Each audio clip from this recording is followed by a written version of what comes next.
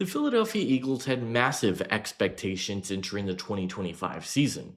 1 year after winning a Super Bowl, this was a team that many people thought had the opportunity to go back to back and repeat as Super Bowl champions. But as the season went along, it was pretty clear that this team never really had a chance. The offense never really felt like it clicked. They end up firing their offensive coordinator from last year. Jalen Hurts took a little bit of a step back. A.J. Brown didn't look like himself. And while this defense was phenomenal and ranked top 10 in the league, their offense really held them back from being able to accomplish what their goals ultimately were, and that was hoisting the Lombardi trophy. But now, as we enter the 2026 season, it feels like a lot of people are sleeping on this Eagles team who still have one of the most talented rosters in football. And in today's video, we are going to talk about this Eagles team, the moves they made this offseason, and if they have what it takes to get back to the Super Bowl. They're kind of on an every other year schedule right now, and this would be the year if they're going to do it. But I'd love to hear from you guys down in the comment section. Do you guys think that this team has a chance? Do you think I'm too high? Do you think I'm too low? But let's talk about this Eagles team and start with their coaching staff, which is a very polarizing coaching staff around the league. And that is because I don't think a lot of people are the biggest fans of head coach Nick Sirianni, and myself included. I'll say this about Nick Sirianni. He is a pretty good CEO type of head coach. He is a guy that has consistently been able to find good coordinators. You look at them bringing in Vic Fangio to replace Jonathan Gannon. You look at what they've done where it feels like they're churning offensive coordinators year in and year out. Shane Steichen leaves. Kellen Moore leaves. They end up bringing in Sean Mannion this year. But what I will say about Nick Sirianni is I just don't love his X's and O's. I think for an offensive minded coach to not be a play caller, that's pretty telling. And it feels like they're trying to give him less assignments. I just don't know that he is the leader of men that you want him to be. And I'm not saying he's a bad head coach. Obviously, he's a Super Bowl champion head coach, and that does count for something. But I will say that I do think that he is probably towards the bottom half in terms of head coaches around the league. I don't know that he's necessarily able to get the most out of his staff. I think it's apparent when last year you don't have an offensive coordinator. He doesn't really do anything to elevate this offense. And I think that's a little bit concerning for a guy that is an offensive minded coach. So we'll see what he can do this year. I do think he's on the hot seat, and if the season ends the same way that it ended last year, I don't think he's going to be here for very long.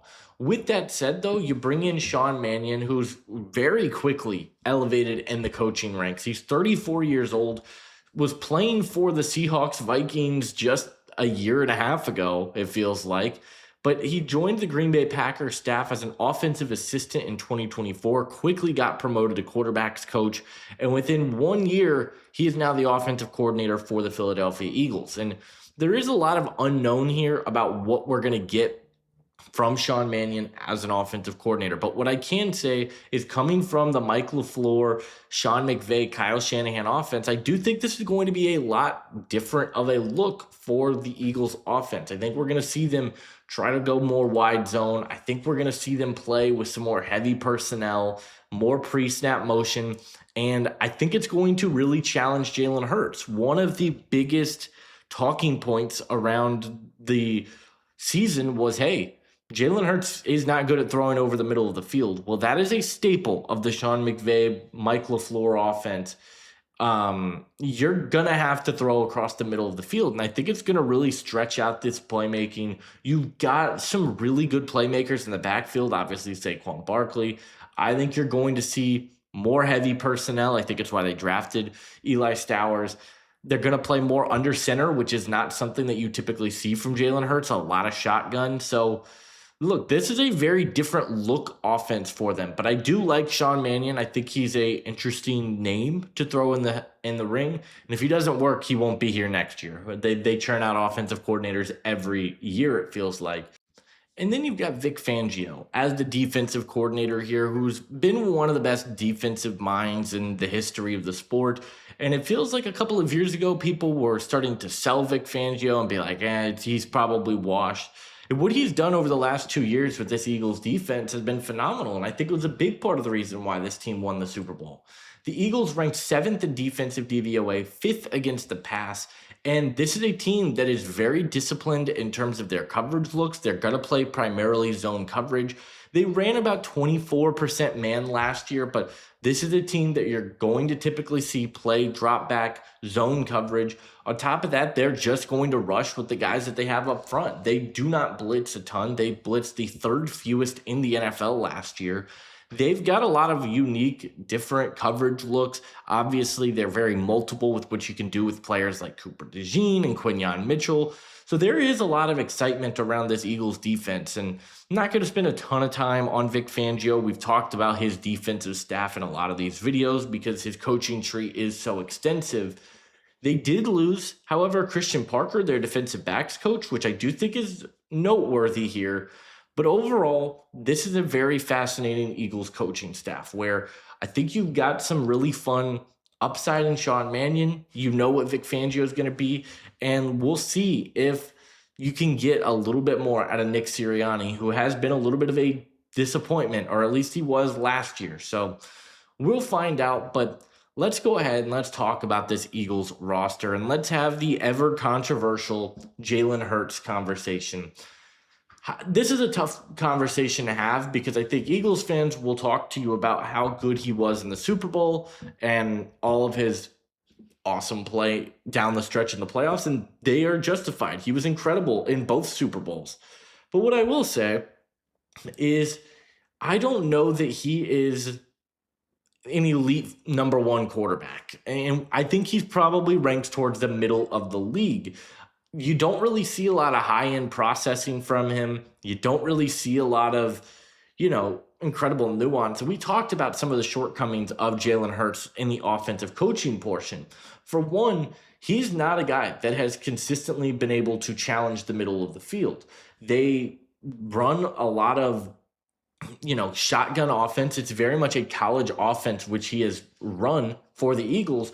Well, that's going to look completely different here. And in terms of throwing down the middle of the field, he just did not challenge the middle of the field. In terms of passes over 20 yards down the middle, he threw 46 of his total passes down the middle. You don't really see a lot of those looks from him. It's a lot of those deep outs that he is really good at throwing. And now that you don't have A.J. Brown, I'm fascinated to see what that looks like.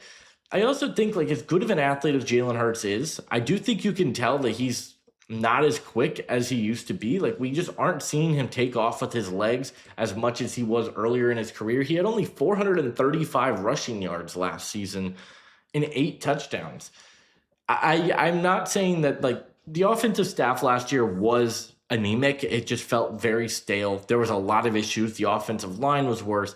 But when you have a quarterback that feels very scheme specific in what you can and can't do with him, he feels like he does tend to struggle a little bit to process consistently. I don't know that he is the best at making clean decisions under pressure. He really struggled under pressure last season.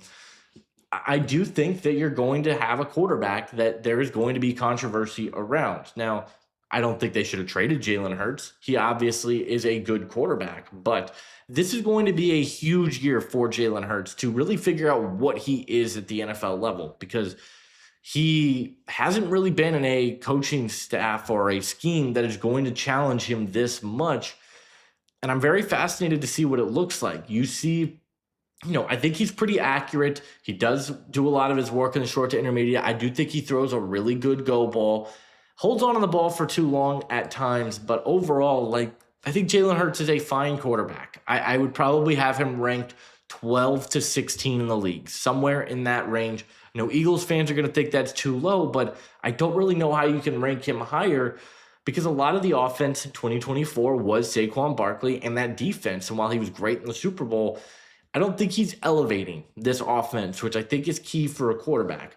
In terms of their backup room, one of the more interesting backup rooms in the league, you've got Tanner McKee here, who I am fascinated in if a team was ever to try to trade for him. He's got size, was pretty highly sought after coming out of Stanford. Andy Dalton's here in year 16 as a veteran mentor. And then you draft Cole Payton in the 5th round. Fascinating developmental athlete with a really good arm and some intrigue there. This is a fine quarterback room. I don't know if it's elite. I think the big thing around Jalen Hurts is the rest of the surrounding staff around him needs to be better. And we'll talk about that surrounding staff. And let's talk about the running game, which was very disappointing last year for Saquon Barkley. There were a lot of, look, I'll say this to start. I think it was going to be pretty impossible for Saquon Barkley to ever replicate what he did in 2024. He ran for 2,500 yards. He ran for 18 touchdowns. He averaged almost 6 yards per attempt. Everything about Saquon Barkley was absolutely incredible, and he was the undisputed best running back in the league going into last year. 2025 comes around, and I don't really think we saw that Saquon Barkley again. I think Saquon he regressed a little bit. I'll say that. He had just 2.65 yards after contact per attempt, which is the lowest number of his career. Previously, it was 2020, where he only carried the ball 19 times. But 2.65 yards after contact per attempt. In terms of missed tackles forced, he had 56. He was still able to make guys miss. He still showed that elusiveness and shiftiness. But he went from 2,500 yards, including the playoffs, to just 1,200 with 7 touchdowns on the year. Went from 18 touchdowns to 7. He had like 130 less carries. His yards per attempt went down 1.6. I do think Saquon is a bounce back candidate, but as we know, running back lifespans are short. And I'm not saying that Saquon is done, but like if he doesn't bounce back to where he was, would I be totally shocked? No, I think that 2024 season was so out of this world. I don't know that we'll ever see that again from Saquon Barkley, but can he get you a little bit more consistency, particularly after contact? Can you see more consistency from him as a runner?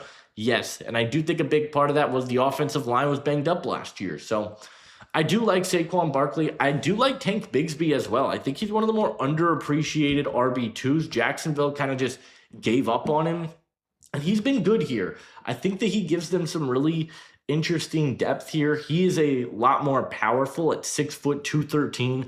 Not the fastest, but he averaged over 3 yards after contact per attempt the last 2 years. He had 2 touchdowns for this team last year.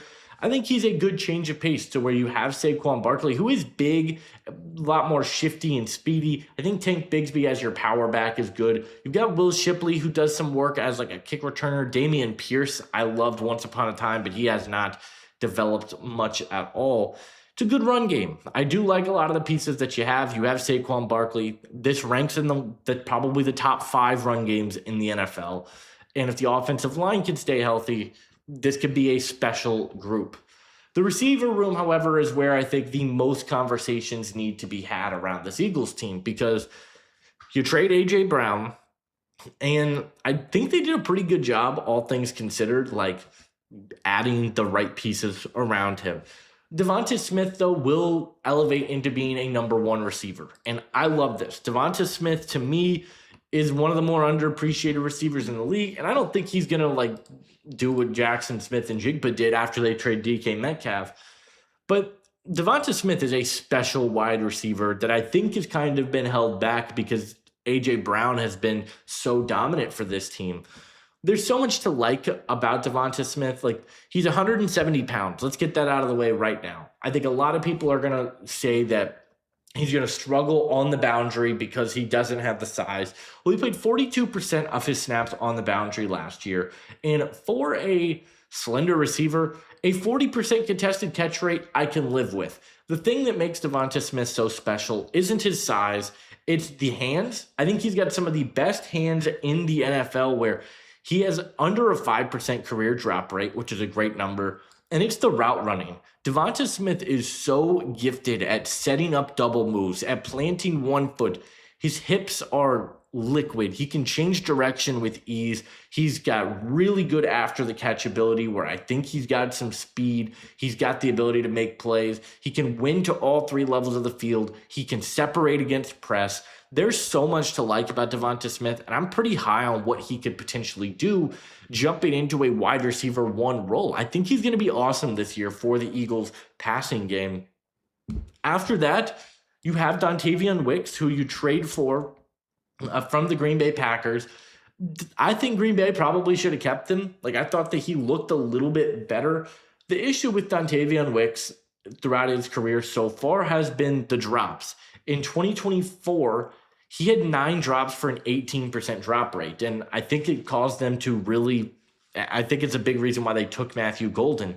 He is more of your true X. He's got size at 6'1", 206. He's not the fastest guy in the world, but he's a guy that I think can, work the sticks. His average depth of target, I think, being around that first down marker. I think in this offense, he could be a really solid player. And I do think as a blocker, which is something that this team, I think, will tap into a little bit, because you look at the Kyle Shanahan offense, they prioritize blocking receivers. I think Dontavion Wicks is one of the more underappreciated blocking receivers in the NFL. So you've got those two. I think he's your A.J. Brown replacement. It could be worse. The big wild card here is going to be Mekhi Lemon, who was my wide receiver 1 in this draft class. I liked him better than Carnell Tate. I liked him better than Jordan Tyson, although Jordan Tyson was very close. Mekhi Lemon is really interesting. He's going to be this team's slot receiver. I think he's a absolutely elite route runner, one of the best route runners I've ever evaluated. And when you pair that with devontasmith, I think that's going to be lethal for teams to try and cover. Mekhi Lemon is undersized, but he plays physical. He's got strong hands. He's explosive after the catch. He can, win tough catches. I think that was the area of Mekhi Lemon's game that was under talked about, was how good he is at winning tough catches. He had awesome hands at the catch point, can separate to all 3 levels. I'm really high on Mekhi Lemon as a player. The issue with him is a lot of his production came across the middle of the field. Can Jalen Hurts actually get him the ball? That's going to be the question, because I think Mekhi Lemon is incredibly talented, and I do think he could play on the boundary. If you want to play Dontavion Wicks as the quote-unquote slot to get him closer to the line of scrimmage, to get him as a blocker, I think Mekhi Lemon could be fine. I would not target Mekhi Lemon this year in fantasy, though. I am a little worried about what his usage is going to look like with an offense that just has not traditionally targeted their slot receivers. That's just not something we've seen from them. You look at Jahan Dotson, you look at some of the players here, it's not really been a priority. They have some interesting depth here. You've got Hollywood Brown, who I think is a pretty fascinating, deep ball speed weapon. Was in Kansas City last year, played about 50% of their snaps. I think he's a interesting player to have here. On top of that, you've got Elijah Moore, who's bounced around the league. He's got some speed as well. It's like a backup slot. Maybe there's something there. Darius Cooper is here, who was an undrafted free agent pickup from last season. And then we'll see if Johnny Wilson can ever do anything. The guy's got crazy size. He's, a 6'6" wide receiver, 237 pounds. Maybe you convert him to tight end. But overall, a fascinating group where, yes, you lose A.J. Brown. I think that you're going to be able to make up for it in the aggregate. I think Dontavion Wicks can give you some good production. I think Mekhi Lemon can give you good production. I like Hollywood Brown as a receiver 4 here. So overall, not a bad group of weapons. And if devontasmith can be the one that I think, and if Mekhi Lemon can hit, this has the potential to be one of the best groups of weapons in the league. The tight end room, you were able to bring back Dallas Goedert, which I think was really fascinating. There was conversation that he wasn't going to be able to come back this year. He was a free agent. They ended up getting him back on a 1-year deal sort of look. I think that's fine. Dallas Goedert, I don't think is anything spectacular at this point in his career. He's a good overall tight end. He can do a little bit of blocking for you at 6'5", 256. And as a receiver, I think he's going to be a fine weapon for you. Never gone over 1,000 yards in his career, but had 12 touchdowns last year. He had one of the best receiving seasons of his career. He's always had strong hands, only 3 drops last season. 0% contested catch rate, though, on 9 targets. That's a little bit concerning to me. He'll be 32 years old in January. This is likely his last season here, and it's why they draft Eli Stowers. And I don't want to come off as negative here. I did not like this draft pick. Eli Stowers was not a top 100 player in the draft for me. And I understand fully why people loved Eli Stowers. You love his receiving upside. You love what he could potentially bring to the table in that phase. Here's the problem with Eli Stowers. While he's a great vertical athlete and can challenge vertically because he's got crazy speed and explosiveness, his hip fluidity is really bad. He does not sink his hips, and that is an important trait to have as a receiving entity because you have to be able to separate. You have to be able to put your foot in the dirt, quickly pivot, and change directions. And I thought Eli Stowers was really bad at doing that. I also think he is a really bad blocker, and I'm a little worried about what that's going to look like for him. I think he can develop into being an okay receiver, but again, you're probably playing him as a big slot in 12 personnel, typically. If you don't have a quarterback that can challenge the middle of the field, I don't really know what the point of having Eli Stowers is.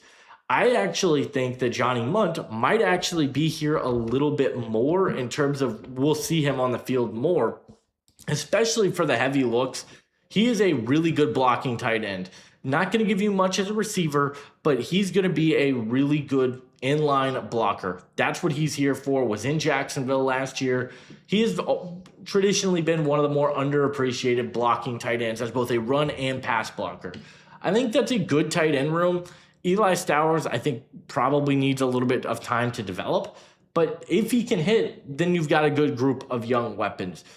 It's a solid group of offensive playmakers. You've got so much to get excited about in terms of youth and upside with Saquonbarkley bouncing back, devontasmith taking another step, Mekhi Lemon, Eli Stowers. I know people more excited about him than me.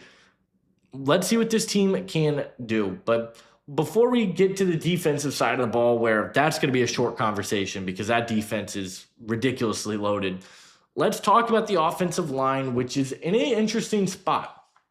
I think that they're in a good spot, but Lane Johnson, we'll start with Lane. He played just 40% of snaps last year. This is going to be his last season here. And when Lane Johnson's on the field, he's still one of the about 5 best offensive linemen in the league. He just turned 36 years old. He is an elite pass protector who feels like he gets better every year. I mean, he's allowed 21 pressures over the last 2 seasons combined. That's an elite number. Not only is he a great pass protector, he's a very good run blocking right tackle. He's got incredible athleticism that you can weaponize on the move. He's able to open up these rushing lanes. It was a big part of the reason why Saquon Barkley had as much success in 2024 as he did. When you don't have Lane Johnson there, you're going to struggle. Like I said, he played the first half of the season for this team. Got hurt week 11 against Detroit. We didn't see him the rest of the year. The offense really started to taper off after that point. Not that it was ever that great to begin with. And this is the last year of Lane Johnson. So hopefully he can stay healthy. I do think he's a huge difference maker for this offensive line. And we'll start there. The other tackle you also feel really confident about, in my opinion, and Jordan Mailata, who has been one of the best developmental stories in the NFL. A guy that was drafted in the 7th round, a guy that was, not much of a thought, drafted in 2018, didn't play in college. He has been one of the best offensive linemen in football, was one of the highest graded players in the NFL in 2024. Again, 365 pounds, an elite mover, a guy that is one of the best run blocking left tackles in football. He also, in pass protection, I think he gives up a little bit more than you'd like to see. He allowed 28 pressures, 2 sacks. He's allowed multiple sacks every season of his career. I'm ultimately not that worried about it. I think he is a above average pass protector, and he's an elite run blocking left tackle. So when you have those 2 guys on this team, you feel really good about the bookend tackles. The interior is where, I'm not saying there's questions, but it's where there's less certainty. You got Landon Dickerson as your left guard. He's been totally fine for this team. I think at times he does struggle in pass protection. I think that's the area of his game you want to see get better. Really solid run blocking guard, like kind of the essence of this offense as a whole. I think a lot of great run blockers, not elite pass protectors. He allowed 33 pressures this past season. He's allowed 5 sacks each of the last 3 seasons, and he does get a little grabby and get some penalties at times. But I think you're glad Landon Dickerson is here. You got Cam Jurgens at center, who had the impossible task of trying to replace Jason Kelce. He's done a fine job here. Again, he really improved his pass protection this year, allowed just 11 pressures, 0 sacks. Solid run blocker. He's probably the weak link of this offensive line, all things considered. And then you got Tyler Steen as your right guard. Again, a solid player overall. Nothing that I think is elite or anything. One of their better pass protecting interior players, probably their best. He stepped into a full-time starting role last year, looked the part to me as both a run blocker and pass protector, and he's only 26 years old. So a really good starting group, but there is some intrigue in some of these young players. You draft Markel Bell in the 3rd round, who's presumably going to be the long-term Lane Johnson replacement. Didn't love this pick. I think that he has got size and athleticism, but very underdeveloped. You've got Fred Johnson here as kind of a depth offensive line piece. He's been here since 2022. I think he's a serviceable depth O-lineman. Nothing crazy, but a guy that can step in if you need to. He's got some size and can hold his own. He's got some versatility as well to play both sides of the line. You've got Michael Jordan, who's just, I feel like he gets signed just because of his name, to be completely honest. He's a fine backup guard, though. Nothing crazy. Drew Kendall, a backup center. Jake Majors, a backup guard. You draft Micah Morris in the 6th round, who is very much their type. I still really love Holland Pierce. I would be fascinated to see what Holland Pierce looks like. This team did lose Jeff Stoutland, which, like I said, I actually think is a really big deal. He was a big part in developing some of these young offensive linemen. Holland Pierce is 340 pounds, 6'8". I absolutely loved him coming out of Rutgers. Maybe there's something there, but overall, a solid group of players, a team that has one of the better offensive lines in the league when it's fully healthy. Let's see if Lane Johnson can get back, and I feel pretty good about this group overall. And this is a really fun offense. There's a lot of intrigue, a lot of upside. I really think it's going to come down to Jalen Hurts and what is he going to be able to do this year, and does he look out of place in this offense? But let's talk about the defense, which, like I talked about, this might be one of the shortest conversations in this video, because I'll just say this. Everyone talks about Seattle, Denver, and Houston as the best defenses in the league. I think the Eagles are right there, and I actually think they improved this offseason on the defensive side of the ball with adding Jonathan Grenard, who I think they got for basically nothing. When you think about it, they gave up what did they give up? A comp pick, I believe. So, like, nothing that you can't earn back. And if Jonathan Grenard, plays well, I think you get another pick. Jonathan Grenard has been really good for the Vikings over the last few seasons. He had 41 pressures, 3 sacks. He missed some time in 2025. They did give him a big contract. But go back to his 2024, his 2023 season. This is a guy that averages about a 15% win rate. He had 24.5 sacks combined over those 2 seasons, 129 pressures.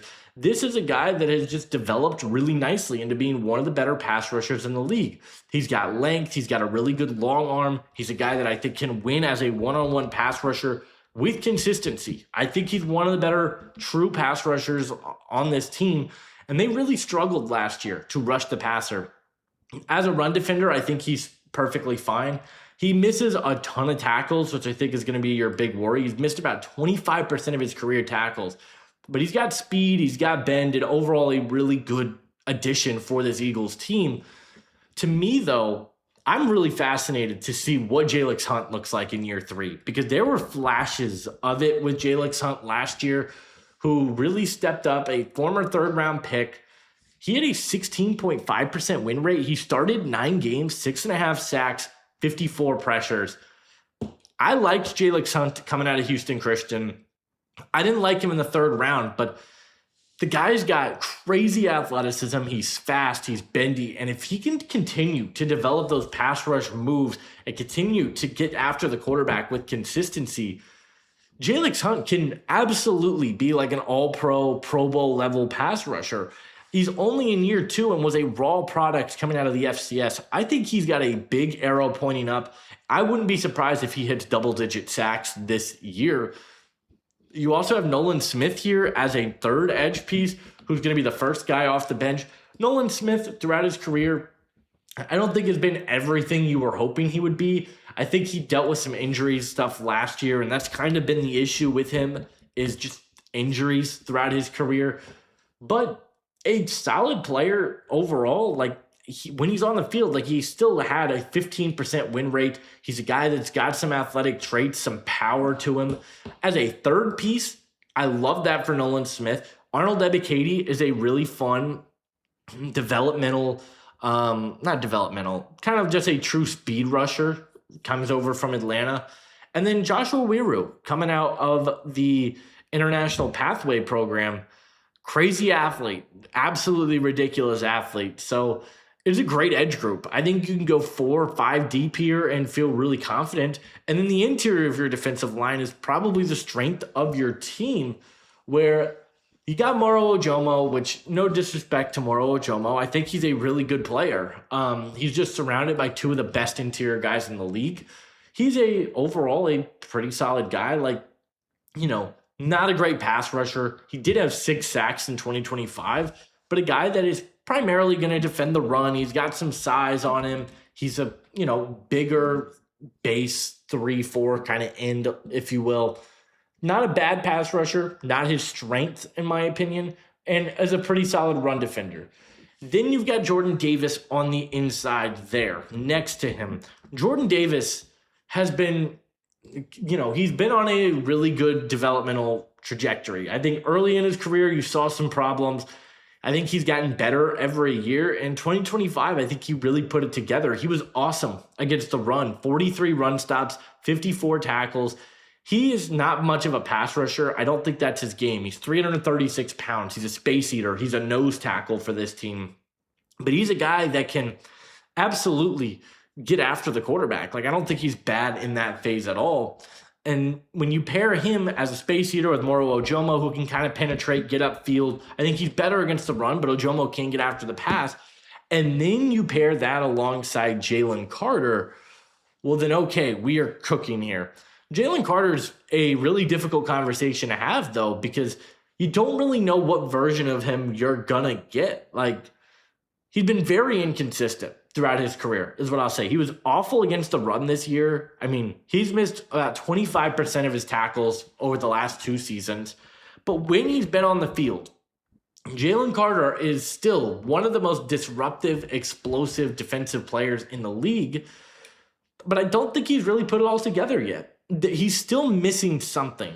They paid him a big contract. He really needs to put together the pass rush plan. Like, the pressure rate has been pretty high. He's gotten after the quarterback in terms of, raw pressures, but he's still like under a 10% win rate, which is kind of where you want to see him be. I loved Jalen Carter coming out of Georgia. I want to see if he can really take a step up and develop into being a difference-making pass rusher. In terms of depth on the interior here, you've got Byron Young, who, coming out of Alabama, fine player. Ty Robinson, who I liked kind of as like a Moro Ojomo type of player, as like a penetrator, get upfield type of guy. And then Uar Bernard, also a ridiculous athlete coming out of the International Pathway Program. This is a great defensive line. One of the best defensive lines in football. You've got depth. You've got all sorts of different skill sets. You've got run defense. You can get after the quarterback in terms of pass rush production. There's a lot to like there. And then the linebacking room. I think this is one of the best linebacking. I take it back. I think this is the best linebacker room in the NFL. I think Zach Bond, while he did miss a little bit of time in 2025, was still excellent for this team. Like, what a move by Howie Roseman to get Zach Bond on the contract he got him on in 2024, who really developed. I mean, he's a great blitz threat on the very few times that they do blitz. I think in coverage, he's incredibly instinctive. He's a guy that just knows where to be. He's not a superstar athlete, but he makes up for it because he's always 1 or 2 steps ahead of the offense. Tackles well, can defend the run pretty well for you. He's got some nice, overall block take on ability, can blitz, can cover. He's the full package as the linebacker. But I I don't see enough people talking about Jahad Campbell and what he did as a rookie here for this team. I thought he was excellent. The coverage aspect of playing the linebacker position is very hard. He graded out awesome in coverage. He allowed just 271 yards on 24 receptions, 2 pass breakups, and interception. I love Jahad Campbell coming out of Alabama. He's strong. He's a really good tackler. He's a good run defender, great athlete that can get after the quarterback, and awesome in coverage. That's your 2 linebackers. Absolutely awesome group. And then you got Jeremiah Trotter Jr., who's here as like your LB 2 or 3, I guess. I am still interested to see what he could bring here.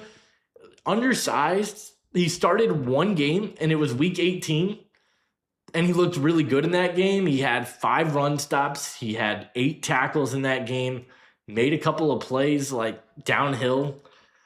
Jeremiah Trotter Jr. was a couple of years, was kind of a developmental guy, but a really good athlete.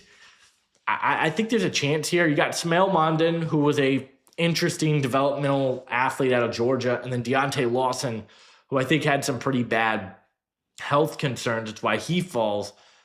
I think it's the best linebacker room in the league. You've got coverage, you've got speed, you've got run defense, you've got overall great athleticism. I think it makes this a really fun group to discuss. Now let's talk about this secondary, which isn't without its losses. Like, you lose Reed Blankenship at safety. I think that's going to be a bigger loss than people think.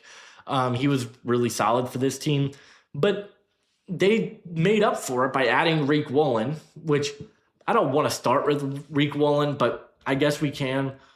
As a CB3, I do really, really like this pickup for them. He's 6'4", he's 205, crazy speed. Here's the thing with Reek Woolen. He's going to give you some of the best ball production in the league. 10 pass breakups last year. He's got 12 career interceptions. Now, half of those came his rookie season. He's really good around the ball. He's aggressive. You love that. On the other hand, he's going to give up massive plays. He's going to get really grabby. He doesn't trust his legs despite being a crazy good athlete. He's also a really, really bad tackling corner. And yet, I kind of think it's going to work here. His athleticism paired with Tariq Woolen, or paired with Quinyon Mitchell, paired with Cooper DeJean, like, that's a really, really good group. I do think, like, as a CB3, he's going to really break out here. I like that pickup for them. And then you got Quinyon Mitchell, who I was absolutely one of the biggest Quinyon Mitchell fans out there. I loved him coming out of Toledo. And through the first 2 years of his career, he's been excellent. Absolutely phenomenal in terms of coverage production. He allowed under a 45% reception when targeted this year, which is absolutely elite for a corner. I mean, the ball production's there. He's a crazy athlete. He plays physical. He can get after it in the run game, where I do think that he's a solid run defender. To kind of put it into perspective, what Cooper DeJean was doing last year, the 47% reception when targeted is one of the best numbers in the league. In terms of eligible corners that played 50% of coverage snaps for their team last year, Quinyon Mitchell ranked second in the NFL, only behind Christian Gonzalez, and it was 0.3% off. He allowed less receptions than Christian Gonzalez. In terms of that number, he allowed, in the bottom 10, he allowed 38 receptions on the year. There's so much to love about Quinyon Mitchell from a coverage standpoint. And then you get Cooper DeJean, who is an awesome nickel. I was lower on Cooper DeJean coming out of his draft class. I was wrong about that. He has been awesome. You want him playing in the slot. He does everything for you. Like, he can play on the boundary. He can play safety, which is where they asked him to play primarily as a rookie. But look, as a slot, he's one of the 2 or 3 best slot defenders in the league. Tackles well, great run defender. He's got ball skills, athleticism, checks all the boxes there in terms of what you want to see from your slot corner. This is an awesome secondary, and you still have some interesting depth pieces. Jonathan Jones, who has bounced around the league, really interesting player here as like a 4th, 5th piece. Sure, I'll take that. Kaylee Ringo, I think, still has upside. He's entering year 4, played 26% of this team's snaps last year. He's too athletic to me to just give up on. Like, I do think he's still got some traits, 4.36 speed, good run defender. He's a little bit stiff, and I think it's why he gets beat in coverage, but sure. Jacorian Bennett is another player that I did like once upon a time for the Raiders. He played at 101 snaps for this team. Was not particularly amazing, but 4.3 speed. Maybe you make him a safety here. Really good group. You got Mac McWilliams as a backup slot who I think has some intrigue as a boundary corner because of his speed. This is a really, really good group. You also have Michael Carter here, who is a slot corner that they've got listed as a backup free safety. I mean, just an awesome, awesome group of secondary depth. Now, in terms of the safety room, this is where I do have, I'd say, the most questions on this defense. Andrew Makuba is your starter right now at free safety. I like this. I thought Makuba really showed some potential. Defended the run well, which was my biggest concern. Made some plays on the ball. He's overly aggressive with his eyes at times, can abandon zone assignments, will get beat over the top, but a natural athlete with speed, ball skills, and a guy that I think can move around your formation. I like that. The other spot is the concern to me. You got Marcus Epps coming back, who was here last year, was here in 2022. Wasn't great last year. I think he's a guy that will probably play closer to the ball this season, played 66 snaps in the box last year. He's just not a very good coverage defender, and that's never really been his strength. He's always been better as a run defender in the box kind of type of guy. He's also 30 years old, and I don't really love what they have here, but they don't have a lot of guys that intrigue me other than Cole Wisniewski, who they drafted in the 7th round out of Texas Tech, 6'3", 214. Is he a linebacker? Is he a safety is the question. I'd play him over Marcus Epps if Marcus Epps doesn't look good, because I think he's a solid enough coverage defender, but he's a really good run defender, and I think can make up for some of the issues that you get there. So this is an elite defense. So many great players on this defense, so many pieces to get really excited about. But let's look at the schedule and determine how many games this Eagles team can actually win this year. Now, right out the gate, like your division, one of the easier ones in the league, you get the Commanders twice, you get the Giants twice, you get the Cowboys twice. I think they probably drop 2 division games. So we'll just say that of the 6 division games, you go 4-2. You get the AFC South, which I think they're better than all 4 AFC South teams. Let's say they go 3-1 there. That's 7 wins. Carolina, you get an easy matchup against Arizona. San Francisco, I think you could beat. This is a team to me that is going to be really, really good. I don't have a lot of concerns about this team. I think they're a playoff team. It's mostly a matter of can they look good in the playoffs. Overall, I think that this team's really, really good. I think they can win 4 divisional games. I think you can win 3 of the AFC South matchups. And then what? You win 4 other games. You beat San Francisco. You beat Pittsburgh. You beat Carolina. You beat the Bears maybe. That's 11 wins. I think that this team wins 12 games this year. I think that the Eagles are going to go 12-5. They have consistently been really good in the regular season. I don't think that's going to change now. I think they're going to be really, really good. I've got them going 12-5, winning the NFC East again and going back to the playoffs. But I'd love to hear from you guys. Do you think I'm too high? Do you think I'm too low on this Eagles team? Comment down below, but I'll see you guys in the next one. Adios.